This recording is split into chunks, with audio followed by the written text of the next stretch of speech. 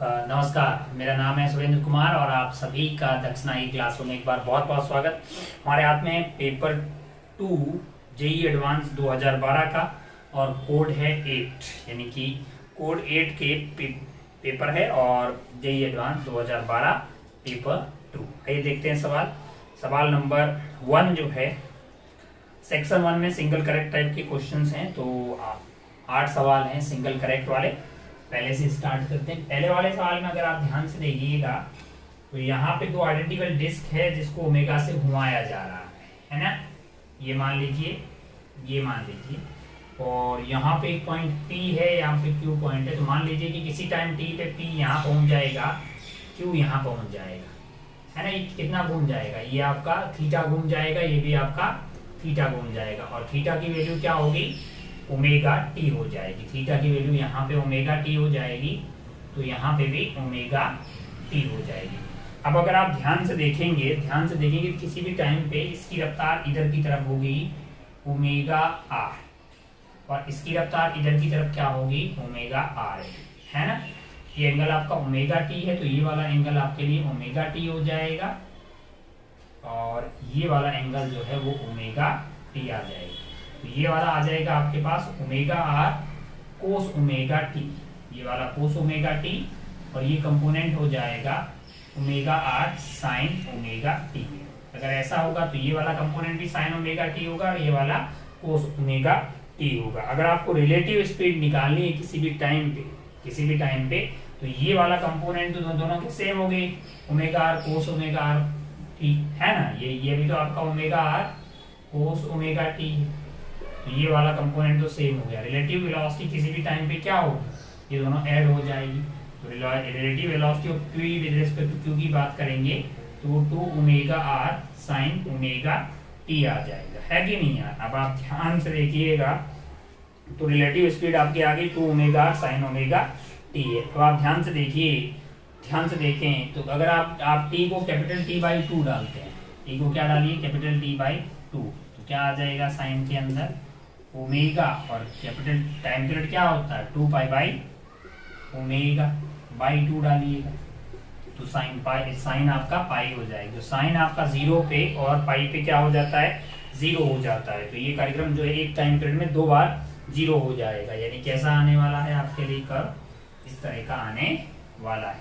ये आपको कौन से ऑप्शन में दिखाई देगा? ये आपको ऑप्शन ए में दिखाई देगा, है ना। तो ऑप्शन ए को टिक करके आप आगे बढ़ सकते थे। ये था सवाल नंबर 1। आइए आगे बढ़ते हैं सवाल नंबर 2 की।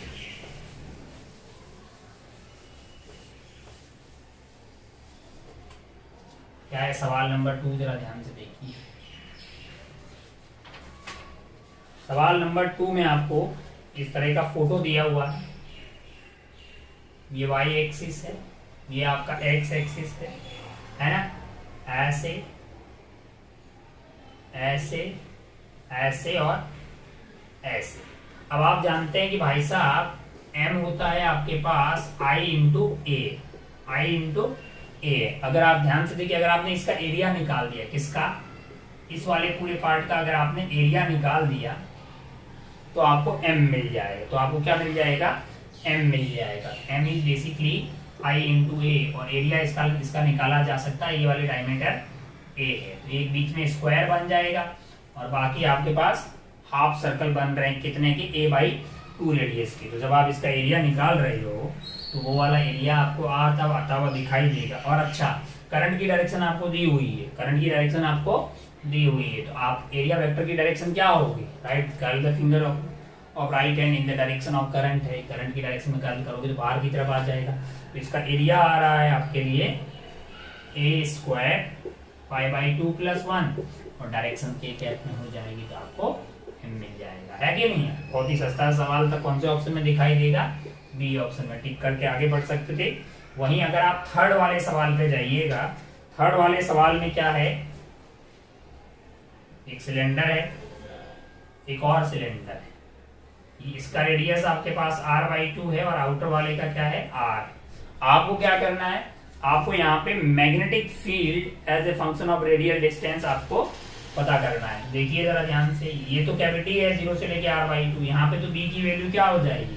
जीरो हो जाएगी। अगर आपको आर जो है greater than R by two और लेस देन इसके बीच में पता करना है तो क्या करिएगा, पहले आप ये वाले अगर ये पूरा भरा होता तो कितना आंसर आता है, रो आर अपॉन टू एप्सिलॉन, मतलब निकाल सकते हैं new J are by to से। अगर ये पूरा होता मतलब ऐसा पूरा होता तो यहाँ पे क्या होता, mu naught J are by to. उसमें से क्या करेंगे, ये जो सिलेंडर नहीं है, ये जो बीच वाला सिलेंडर नहीं है ना, इसके बाहर की तरफ है आर पे, तो इसको सब्ट्रैक्ट कर देंगे, है कि नहीं है। सिमिलरली अगर अपन बाहर की बात करें, कहाँ की बात करें, यहाँ पे बात करते तो क्या करते, ये पूरे के कारण निकालेंगे, है ना, उसमें से ये जो बीच वाला पार्ट है उसका सब्ट्रैक्ट कर देंगे। तो जीरो से लेके आर बाई टू में जीरो रहेगा, तो ऑप्शन 1 तो आपका गलत हो गया है, बचा कुचा है बी सी और डी, है ना। अब आप ध्यान से देखिएगा तो आर बाई टू पे अगर आप new not J are by to कर रहे हैं ना, है कि नहीं है, ये वाले सिलेंडर के कारण और पूरा होता जो, अगर आप ये वाला सिलेंडर होता सिर्फ तो क्या होता, mu naught J are by two, और पूरा होता तो भी mu naught J are by two, और आर की वैल्यू आर बाई टू। तो इस पर्टिकुलर पॉइंट पे, इस वाले पॉइंट पे क्या आता है आपका आंसर, जीरो आता है। जीरो आता तो आप देख लीजिए कौन सा कर्व जीरो से स्टार्ट हो रहा है, डी वाला ही हो रहा है, तो कैलकुलेशन करने की जरूरत ही नहीं है कि नहीं है। तो आपका ऑप्शन करेक्ट क्या हो जाएगा, डी हो जाएगा। समझ रहे हैं ना आप बात को। बाकी आप निकाल सकते हैं कि 1/r के हिसाब से वेरी कर रहा है। थर्ड वाला हो गया है। आइए आगे बढ़ते हैं सवाल नंबर 4 की तरफ।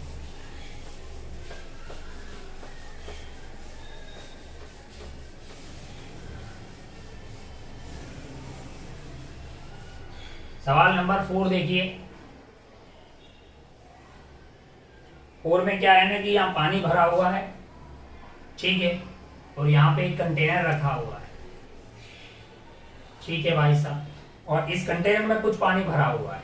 इस कंटेनर में क्या भरा हुआ है, कुछ पानी भरा हुआ है। अच्छा, बहुत बढ़िया। और इनसाइड वॉल्यूम जो है, मतलब ये जो मान लीजिए कि ये वाली जो वॉल्यूम डूबी हुई है ये V है, पानी की वॉल्यूम VW है, और इसकी टोटल वॉल्यूम क्या है, V मान लेते हैं। तो क्या होगा, नीचे कंटेनर का mg लग रहा होगा, उसके अंदर भरे हुए पानी का mg लग रहा होगा, इज इक्वल टू बायनेंसी लग रहा होगा। तो मैं ऐसा लिख सकता हूं कि मास ऑफ कंटेनर इंटू जी, यानी mg हो गया है, मास ऑफ वाटर इंटू जी आ जाएगा, दैट इज इक्वल टू बायनेंसी है। तो अगर आप ध्यान से देखें तो ये आपका कंटेनर है ना, रो इंटू जी आ जाएगा। रो कौन सा वाला, रो आपके पास कंटेनर, मतलब ये वी सी आ जाए कंप्लीट, है ना, रो सी इंटू वी सी अपन क्या मान लेते हैं, इसका कंटेनर का मटेरियल का वॉल्यूम अपन ने मान लिया है, ठीक है। इनसाइड वॉल्यूम को वी बोल दिया है और टोटल को हमने वी कंटेनर बोल दिया। उसी तरह से जो है इसका क्या हो जाएगा भाई साहब, ये रो जो है आपका किसका, वाटर का, इंटू कौन सी वाली, अंदर वाली वॉल्यूम वी आ गई, इंटू जी करिएगा तो आपको क्या मिल जाएगा, और रो ऑफ वाटर को अपन 1 ले लेते हैं, है ना। तो ये आपके पास mg है। उसी तरह से बायनेंसी क्या हो जाएगा, बायनेंसी हो जाएगा 1 इंटू, देखिए बायनेंसी हमने ये क्या माना, इनसाइड वॉल्यूम है, v क्या है, inside volume, inside volume v मान लेते हैं, और कंटेनर की ये, तो टोटल वॉल्यूम क्या होगी, v प्लस वीसी हो जाएगी। अरे मतलब कंटेनर ये ऐसा मान लो मोटा कंटेनर, तो ये जो कंटेनर है, कंटेनर की वॉल्यूम आपके लिए वीसी आ गई है, और अंदर की वॉल्यूम V है, उसमें कितना पानी भरा हुआ है, VW भरा हुआ है, तो V plus VC total volume हो गई। अच्छा, तो हमने यहाँ पे V कौन सा लिया, ये VW होगा, ये VW होगा, टोटल वॉल्यूम हो गई आपका V plus VC divided by 2, और पानी है तो 1 ले लीजिए इंटू G कर दीजिए, तो ये आपका बायनेंसी आ गया है। तो यहाँ से अगर आप सोल्व करिएगा ना, तो ये VW जो है वो आपको V/2 plus VC 1/2 minus rho C आ रहा है, ऊपर वाले को अरेंज कर दीजिए। अब अगर ऐसा हो, if rho C is less than 1/2, तो क्या होगा, ये वाली क्वांटिटी आपके पास वो पॉजिटिव आएगी। अगर रो सी 1/2 से कम होगा तो ये वाली क्वांटिटी पॉजिटिव आएगी। अगर वो पॉजिटिव आ गई तो V/2 plus something is equal to VW होगा, V/2 plus something is equal to VW होगा। इसका क्या मतलब हो जाएगा कि VW is greater then V/2 है। वो ये ऐसा तभी होगा जब density of container is less than 1/2। पहला ही ऑप्शन पढ़ लीजिए, more than half field if density of container is less then 0.5 है। मैंने ये माना है कि ये जो कंटेनर है इस वाले पार्ट की वॉल्यूम VC है, और उसके अंदर की वॉल्यूम V है, टोटल वॉल्यूम हो जाएगी V प्लस VC, और उसमें जो पानी भरा हुआ है वो VW है। चलिए भाई साहब, तो ये हो गया है आपका सवाल नंबर 4 हो गया है। आइए आगे बढ़े सवाल नंबर 5 की तरफ। सवाल नंबर 5 की तरफ आप जाएंगे ना, सवाल नंबर 5 बहुत ही सस्ता है, इधर ही बताते हैं, देखिए जरा ध्यान से। सवाल नंबर 5 में ऐसा स्टेडी स्टेट की बातें हो रही है, और यहाँ पे लगा हुआ है एक कैपेसिटर और 2 कैपेसिटर यहाँ लगे हुए हैं, ठीक है, जो कि पैरेलल में, कैसे हैं, पैरेलल में है भाई साहब। अब आप ध्यान से देखिए तो यहाँ पे 80 और यहाँ पे -80 है, ये 4 है, ऐसा दिए चार्ज दिया हुआ तो ये इधर से और इधर से फ्लो होगा कि नहीं होगा, है ना। ये हाई पोटेंशियल है और ये लो 0 है, अर्थिंग कर रखा है, तो Q is directly proportional to C है। मतलब अगर इसमें कितना चार्ज जाएगा, ये दिया हुआ है आपको 2 दिया हुआ है, ये 3 दिया हुआ है, मान लीजिए इसमें आपके पास Q1 चार्ज जा रहा है और इसमें Q2 जा रहा है, तो Q1 की वैल्यू क्या होगी, मैंने कहा डायरेक्ट 3 डिवाइडेड बाई टोटल के कितना है 2 + 3 5 इंटू आ कितना रहा होगा 80 जा रहा होगा। उसी तरह से Q2 चाहिए होगा, वो कि 3/5 नहीं होगा, वो 2/5 इंटू टोटल आने वाला 80 है, तो ये सॉल्व कर लीजिए, है ना, है कि नहीं यार। तो ये आपका कितना हो गया है, ये आपका हो गया है 1 और फिर 3 0 यानी 16 8 आ गया, और ये वाला आपके लिए 4 हो गया, ये 48 हो जाएगा, है ना। और ये वाला क्या हो गया है 16 हो गया है ना, 16 इंटू 2 32 हो जाएगा, क्या हो जाएगा 32 हो जाएगा। तो अगर आप ध्यान से देखिएगा तो Q1 की वैल्यू 48 आ रही है और Q2 की वैल्यू जो है वो 32 आ रही है। बहुत बढ़िया भाई साहब, बहुत ही शानदार। तो आपको क्या पूछा है कि 3 वाले पे चार्ज पूछा है, तो यहाँ पे अगर आपका +48 था तो यहाँ पे -48 होगा, ये +48 था और ये -48 है, ऑप्शन आपका C करेक्ट हो जाएगा। क्या हो जाएगा, C करेक्ट हो जाएगा, ये था 5। आइए आगे बढ़ते हैं सवाल नंबर 6 की तरफ।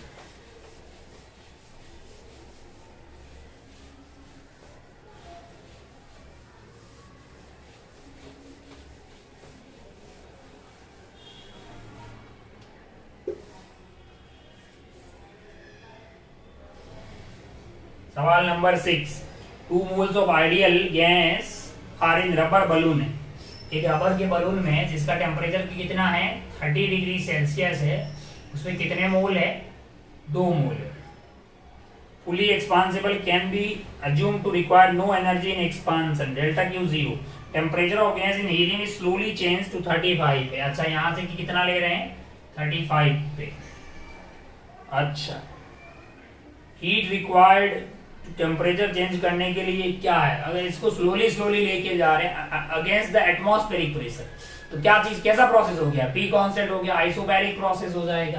तो आपको डेल्टा Q निकालना है, delta U plus delta W मतलब वर्क है, तो ये तो आपका NCV डेल्टा T हो जाएगा, और ये क्या हो जाएगा P कांस्टेंट है तो PdV यानी NR delta T, NR delta T। तब आप वैल्यू रख दीजिए, N आपको सवाल में दिया हुआ है, और ये मतलब जो है डेल्टा T भी आपको दिया हुआ, डेल्टा T की वैल्यू 5 आ जाएगी, N की वैल्यू आपको कितना दिया हुआ है 2 मोल दिया हुआ है ना।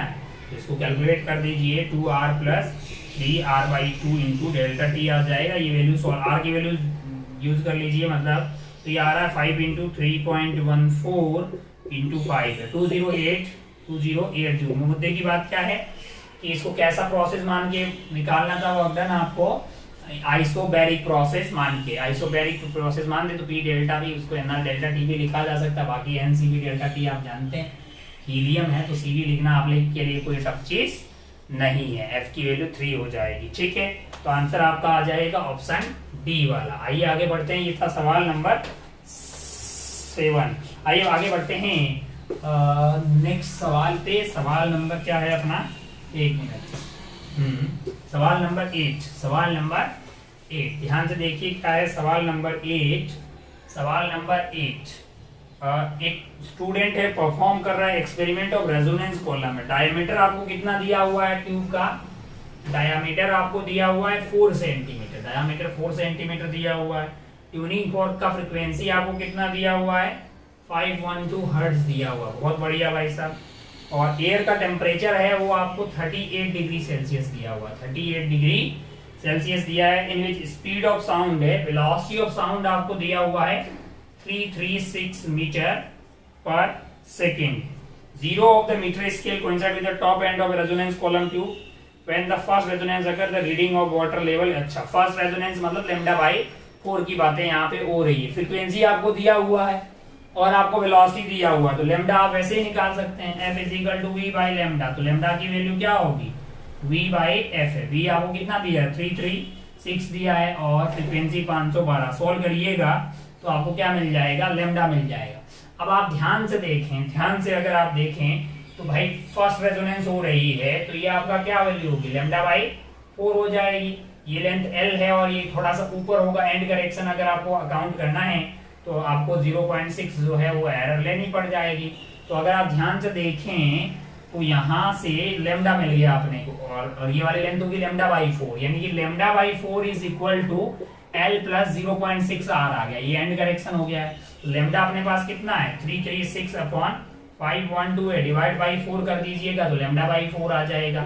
L प्लस 0.6 इंटू R है, 0.6 इंटू R है, ये आपको दिया हुआ है, ये निकाल देंगे सॉल्व करके।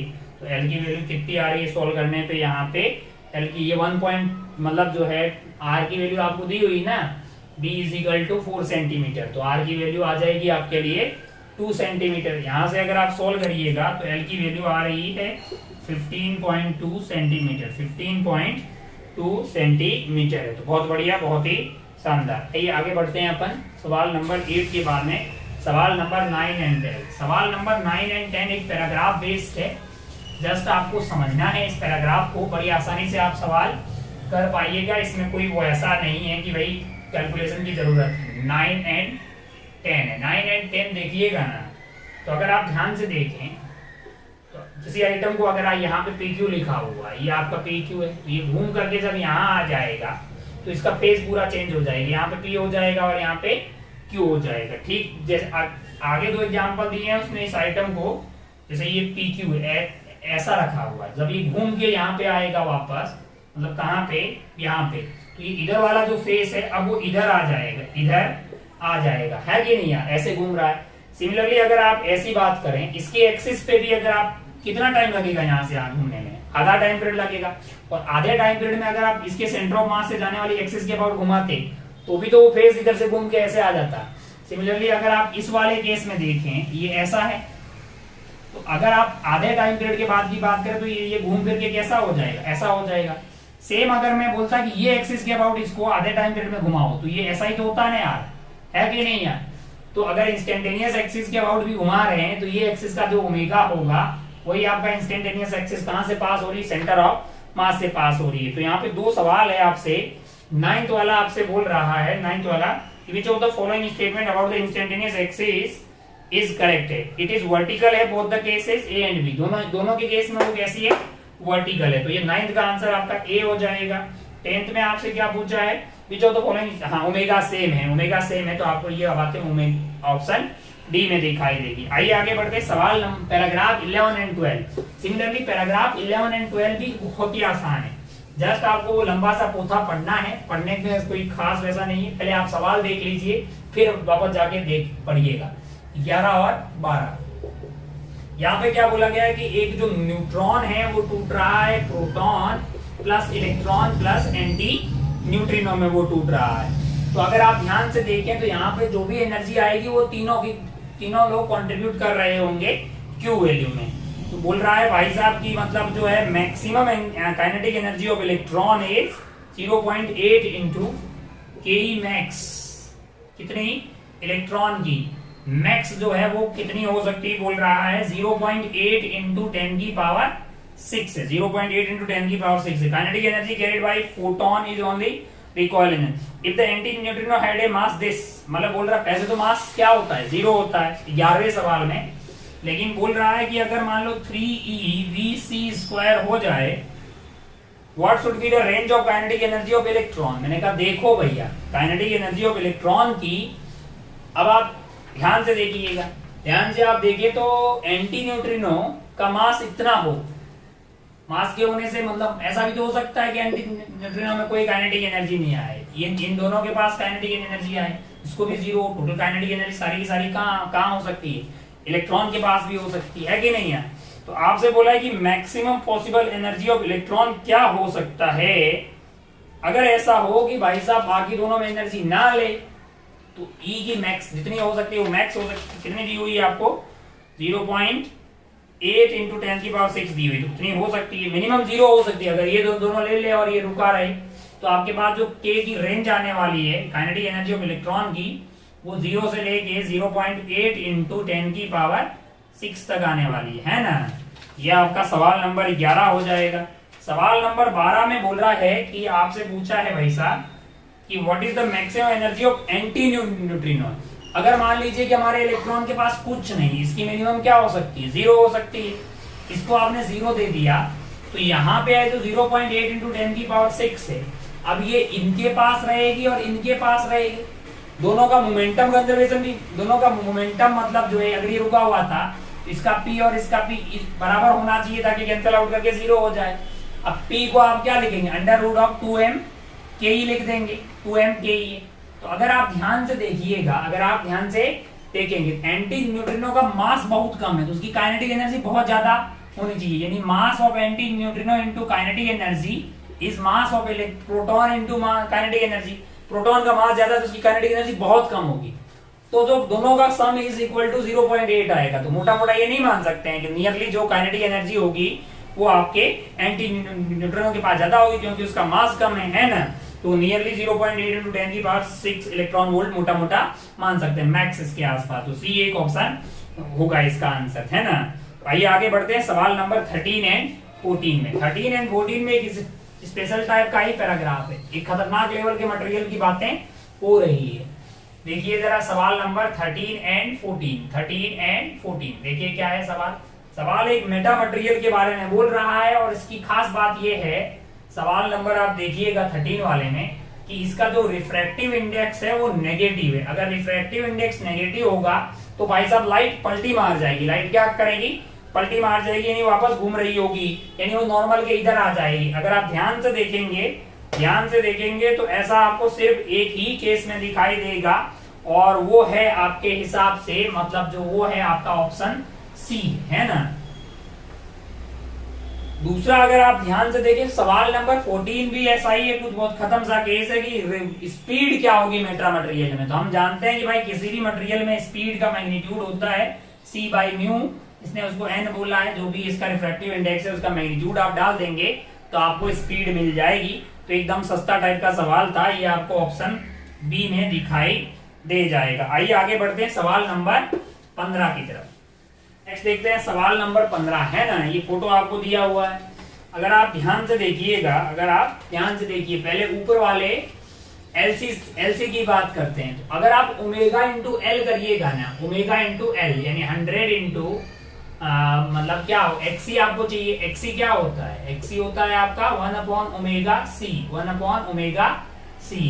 तो अगर आप ध्यान से देखेंगे तो आपको ओमेगा दिया हुआ है 100 और सी की वैल्यू कितनी दी हुई है, 100 माइक्रो फैरेड दी हुई, यानी 100 और 10⁻⁻6 को ऊपर ले जाइए 10⁻6 से, तो ये 100 ओम आ जाएगा कौन, एक्सी। ये 100 है, ये 100 है, तो नेट रिजल्टेंट की कितना आएगा, 100√2 आएगा, है कि नहीं यार। ये आपका 100 है तो एक्सी जो है यहाँ पे आपके पास कितना आता हुआ दिखाई देगा, वो भी आपको 100 आता हुआ दिखाई देगा। बीच का एंगल 45 है। नेट आपका Z1 जो है वो मतलब रिजल्टेंट आ जाएगा वो आपका 100√2 आ जाएगा, क्योंकि ये 100 है, ये 100 है, तो ये आपका 100√2 आ जाएगा, है ना। एक्सी पीछे की तरफ होगा, एक्सएल आगे होगा, तो ये आपका 100 है और ये आपका 100 है, तो पीछे की तरफ आपको 100√2 आ जाएगा। ये एंगल आपका 45 डिग्री।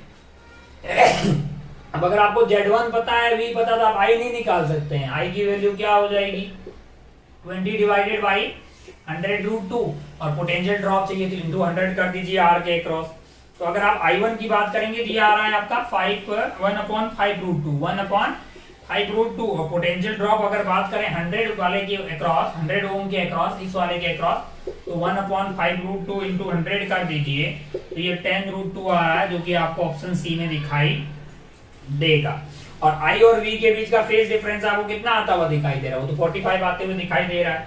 सिमिलरली अगर आप यहाँ पे बात करिएगा इस वाले LR सर्किट में, इसमें अगर आप ध्यान से देखें तो 50 ओम इधर की तरफ है और आपके पास जो ओमेगा L होगा वो इधर की तरफ होगा। ओमेगा इंटू एल अगर करें यहाँ पे, ओमेगा इंटू एल, ओमेगा की वैल्यू 100 है और एल की वैल्यू 0.5 है, तो ये वैल्यू 50 ही आ रही है। इसका मतलब ये 50 हो गया, इसका मतलब Z2 जो होगा उसकी वैल्यू 50√2 हो जाएगी और ये एंगल आपका 45 है।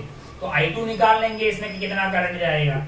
I2 की वैल्यू हो जाएगी 20 डिवाइडेड बाई 50√2 और अगर 50 ओम के अक्रॉस ड्रॉप चाहिए तो आप कर देंगे 50/50√2 इंटू 50 कर दीजिए, है कि नहीं यार। बहुत बढ़िया। तो ये आपकी एक तो ये वैल्यू आ रही है आपकी 10√2 और फिर मतलब निकाल लीजिए जो भी। और क्या बोल रहा है कि I1 और I2 का रिजल्टेंट बताइए। अगर आप ध्यान से देखें, ध्यान से अगर आप देखें तो हो क्या रहा है, आपका I1 और I2 ये क्या है, पीछे की तरफ होगा। इस वाले V से आपका Z जो है ना, पहले ये पीछे की तरफ है और ये आगे की तरफ है।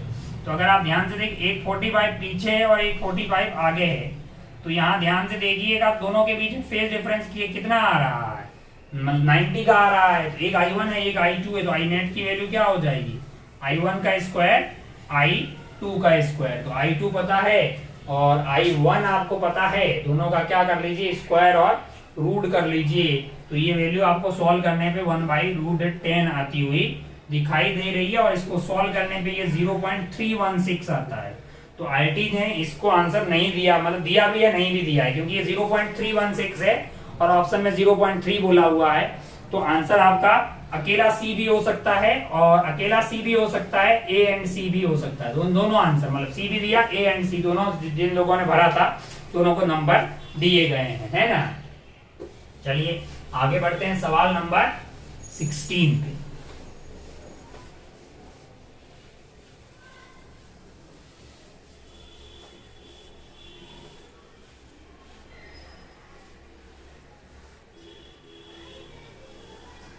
सवाल नंबर 16, सवाल नंबर 16 आप देखिएगा तो यहाँ पे ये हेक्सागन है,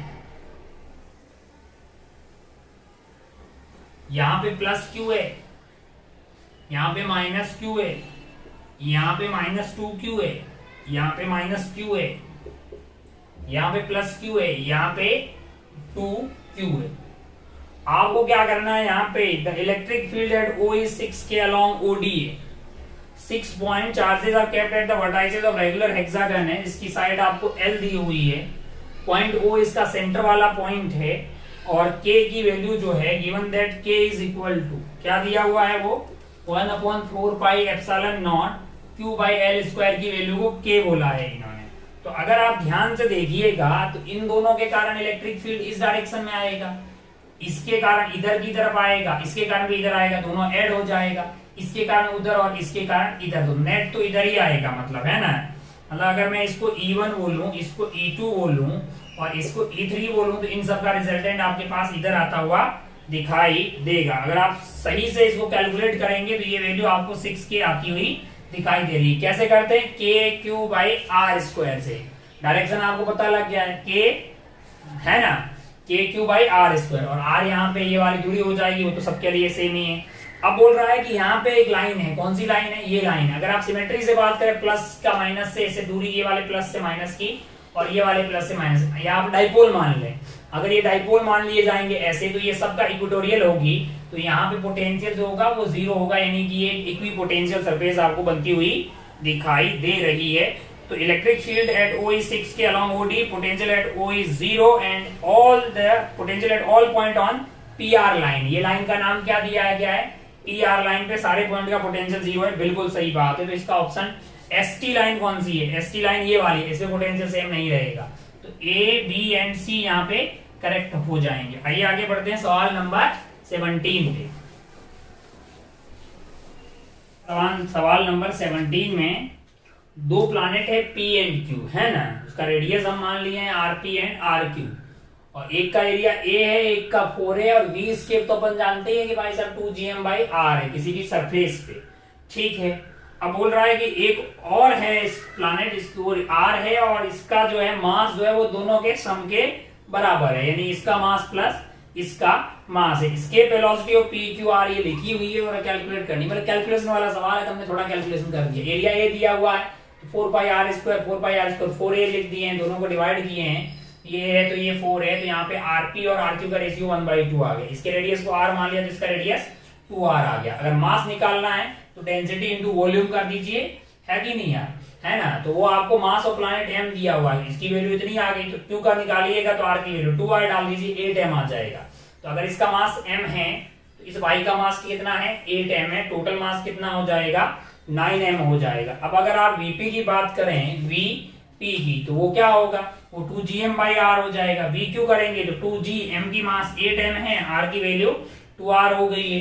सिमिलरली vr की बात करेंगे, अब r कैसे निकालेंगे, यहाँ पे मास आपका 9m हो गया है, इसका 4/3 रो इंटू 4/3 इंटू r की पावर 3 है, तो यहां से इसकी r की वैल्यू 9 की पावर 1/3 इंटू r आ जाएगी। तो अगर आप ध्यान से देखें, तो आप क्या लिख पा रहे हैं कि vr is greater then vq is, मतलब vp सबसे कम है, vr सबसे ज्यादा है। और अगर आप रेशियो लेंगे यहाँ से तो vp और vq का रेशियो 1/2 आते हुए दिखाई देगा। तो आप पाएंगे कि ऑप्शन बी एंड डी यहाँ पे करेक्ट हो जा रहा है। तो ये कैलकुलेशन वाला सवाल था। आइए आगे बढ़ते हैं सवाल नंबर 18 की तरफ।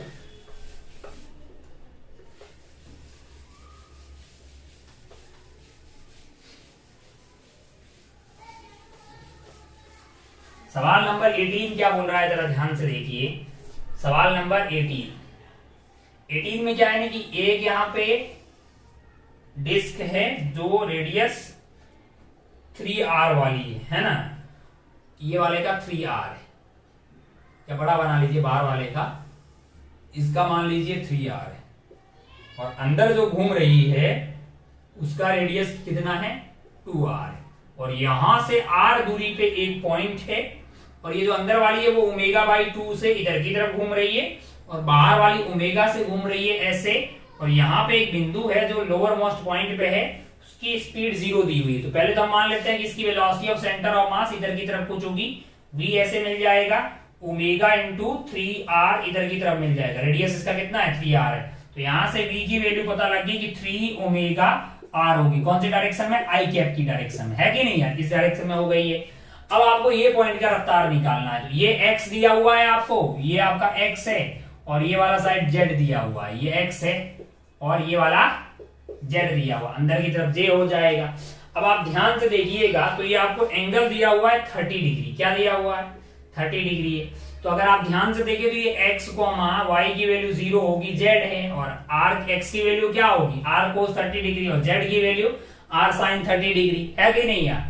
तो इस वाले पॉइंट को क्या मिलेगा, मैंने कहा VCM इधर मिलेगा, बाकी जो है अगर आप ध्यान से देखिए तो ओमेगा ऐसा है, ओमेगा इंटू आर इधर की तरफ मिलेगा, है कि नहीं यार, और यहाँ आर हो जाएगा, इन दोनों का रिजल्टेंट आपके लिए क्या हो जाएगा, इस पार्टिकल की रफ्तार हो जाएगी। तो इस पॉइंट P मान लेते हैं, ये वाले पॉइंट P की रफ्तार होगी velocity of centre of mass, जो कि आ जाएगा 3ω/r आई कैप प्लस ओमेगा, आपको कौन सी डायरेक्शन, ओमेगा इंटू आर करना है ना, है कि नहीं यार, वेलोसिटी चाहिए तो omega into omega cross R कर दीजिए। तो ओमेगा आपको दिया हुआ है ω/2 है उसका, और कौन सी डायरेक्शन में है, माइनस j कैप में, और r वेक्टर की वैल्यू क्या हो जाएगी, r/2, x की वैल्यू हो जाएगी r/2 cos 30 degree I cap 0j cap plus r sin 30 degree k cap, है कि नहीं है। अच्छा भाई साहब, जब आप इसको कैलकुलेट कर रहे हैं, जब आप इसको r sin 30 k कैप और ये r cos 30 जब आप इसको कैलकुलेट कर रहे हैं तो ये वैल्यू आपके लिए आ रही है, ये आई कैप में, और बाकी इन दोनों का क्या लेना है, यहाँ पे क्रॉस लेना है, ठीक है। जब आप क्रॉस ले रहे हैं तो ये वैल्यू आ रही है 11/4 r ओमेगा आई cap plus √3/4 r omega k cap, ये आपका फाइनल आंसर हो जाएगा। तो पॉइंट O की जो है लीनियर स्पीड यानी सेंटर ऑफ मास की, वो ऑप्शन ए में दिखाई दे रही है आपको, और पॉइंट P की जो स्पीड दी हुई है लीनियर स्पीड, वो आपको ऑप्शन बी में दिखाई दे रही है। सी और डी यहाँ पे गलत ऑप्शन आपको होते हुए दिखाई देंगे। तो ये था सवाल नंबर आपका 18। आइए आगे बढ़ते हैं, सेकेंड लास्ट सवाल, सवाल नंबर 19।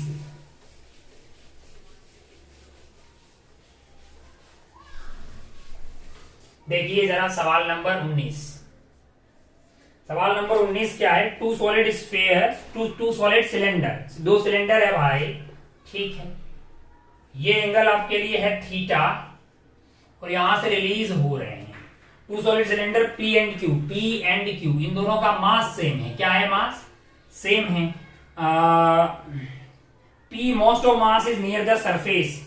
पी में इसका मतलब क्या है कि इसका आई ज्यादा होगा, I P is greater than I Q, क्योंकि मास दूर है। और अगर इसको रिलीज करते हैं तो एक्सेलरेशन क्या आती है? प्योर रोलिंग करते हुए आता है ये एक्सेलरेशन आती है जी साइन थीटा 1 प्लस के स्क्वायर बाई आर स्क्वायर। तो आई को अपन क्या लिख सकते हैं? आई को एम के स्क्वायर। तो एम सेम है, जे इसका आई ज्यादा होगा उसका के भी ज्यादा होगा, यानी के of P is greater then के ऑफ क्यू है। तो अगर के जिसका ज्यादा होगा उसका ए कम होगा, यानी A of P is less than A of Q है।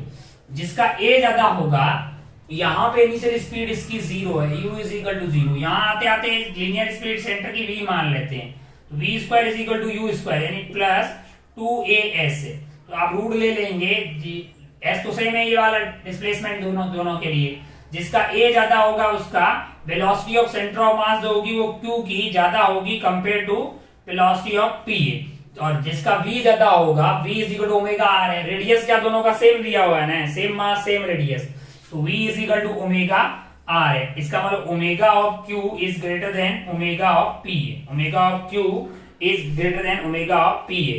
तो both cylinder reach the ground with cylinder Q reach the ground with higher angular velocity. तो आपका ऑप्शन जो डी है वो इस वाले में करेक्ट हो जाएगा। बेसिकली बहुत ही आसान सवाल है। ये कहां से आया भाई साहब? ये अपन निकालते rolling on the incline plane पे। k is what is the value of k? k is radius of gyration. आइए आगे बढ़ते हैं। सवाल नंबर 20 जो हमारे जेई एडवांस 2012 के पेपर 2 का लास्ट सवाल रहेगा और बहुत ही सस्ता सवाल है। इसको तो मतलब मिटाने की जरूरत नहीं, यहाँ पे देख लीजिए क्या बोला गया है। Current carrying infinite long wire is kept along the diameter of the circular wire loop है। ये वायर लूप है, इसकी डायमीटर में ये क्या है? इनफाइनाइट करंट कैरिंग लूप रख दी है कि नहीं यार? तो आपसे बोला गया है कि भाई साहब without touching is the correct statement. देखो नेट ईएमएफ कितना होगा इसके अंदर? अगर ये ऐसे लेके जा रहा है तो मैग्नेटिक फील्ड लाइंस इसके आसपास ऐसी होगी, यहाँ से अंदर जा रही होगी, यहाँ से बाहर आ रही होगी। जितना पार्ट यहाँ से अंदर गया होगा उतना यहाँ से बाहर आ गया होगा, उतना ही यहाँ से बाहर आ गया होगा। फाई की वैल्यू क्या होगी? 0। अगर फाई की वैल्यू 0 होगी तो D phi by D T आपके लिए 0 आ जाएगा, यानी कोई ईएमएफ इसमें इंड्यूस होने वाला नहीं है। The EMF induced in the loop is 0 if the current is constant. मैंने कहा करंट कुछ भी कर ले तू करंट को कुछ भी रख, फर्क पड़ने वाला नहीं है। EMF induced in the loop is finite if the current is constant. EMF induced in the loop is 0 if the current decrease at the steady rate. EMF induced in the loop is finite if the current decrease at, तुम increase करो decrease करो वो हमेशा 0 आएगा। और ऐसा कहां लिखा हुआ है? ऑप्शन ए एंड सी में लिखा हुआ। ए आपका सही हो जाएगा, सी गलत हो जाएगा, बी एंड डी जो है वो गलत आपको आते हुए दिखाई देंगे। तो आंसर होगा ए एंड सी। इसके साथ ही जो है जेईई एडवांस 2012 का ये जो पेपर 2 का डिस्कशन का कार्यक्रम है वो यहाँ पे खत्म होता है। दोबारा मिलते हैं अपन अगले वाले पेपर के डिस्कशन में। अपना और अपनों का खूब ख्याल रखिएगा। That's all. जय हिंद, जय भारत, टेक केयर, बाय।